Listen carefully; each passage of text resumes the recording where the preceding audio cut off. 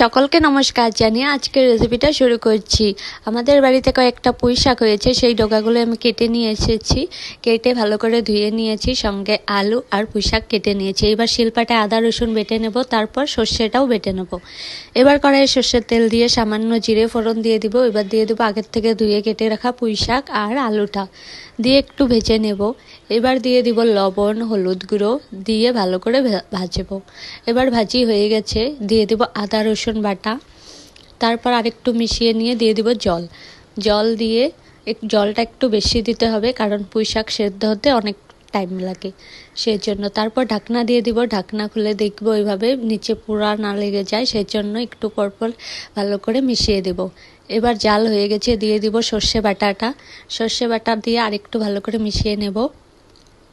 আরও 10 মিনিটের মতো জাল দিয়ে নামিয়ে ফেলবো, তাহলেই হয়ে যাবে পুঁই শাকের একটা সুন্দর রেসিপি।